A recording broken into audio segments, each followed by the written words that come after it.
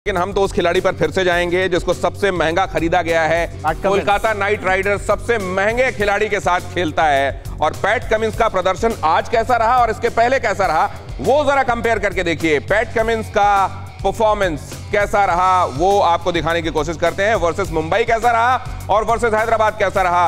Versus Mumbai आप देख रहे हैं ओवर्स 3, 48 रन और 0 विकेट। आज 1 विकेट लिया, इकॉनमी भी जबरदस्त रही और यहीं से कॉन्फिडेंस वापस आता है और जाहिर है पैट कमिंस अब इसको कैरी करना चाहेंगे। लेकिन क्या ये डे टू डे बेसिस पे डिफर करता है या कॉन्फिडेंस एक मोमेंटम के साथ चलता है? देखिए, ये डिपेंड करता है इंडिविजुअली आप अपने आप को किस तरीके से कैरी करते हो। तो मैं ये कहूँगी कि पैट कमिंस अगर आप पिछले मैच में कहो कि वो फॉर्म में नहीं थे तो ऐसा बिल्कुल नहीं है। उन्होंने साबित किया पिछले मैच में भी। बुमराह को लास्ट जितनी उनको अपॉर्चुनिटी मिली, 2 टीम हार रही थी बट उन्होंने वो तीन गेंदों में जो 6 लगाया ना, तो कहीं ना कहीं दिख रहा था कि अगर बॉलिंग में आपने अच्छा नहीं किया but still he was confident.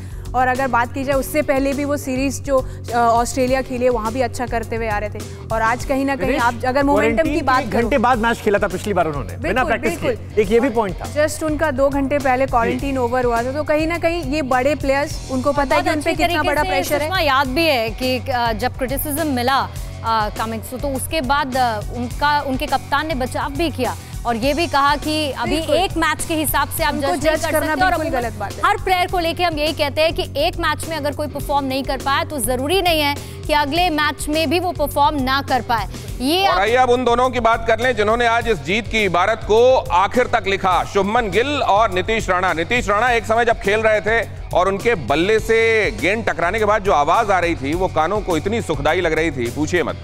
वो आवाज, टक की आवाज। और उसके साथ आप देख रहे हैं शुभमन गिल, क्या कमाल का परफॉर्मेंस उनका। और इस एज में हर एक गेंद को, हर एक तरीके के गेंदबाज को खेलते हुए उन्होंने जो मैच्योरिटी दिखाई है वो काबिले तारीफ। लेकिन मेरे समझ में ये नहीं आ रहा है कि सनराइजर्स की तरफ से जो सीमर्स थे वो कोई प्रभाव क्यों नहीं छोड़ पाए? नहीं, और दूसरा एड ऑन एक ये कि सनराइजर्स ऐसा लग नहीं रहा है, क्योंकि पहली जीत उनको आज हासिल करने की कोशिश करनी चाहिए थी लेकिन धीमी गति से रन बनते रहे।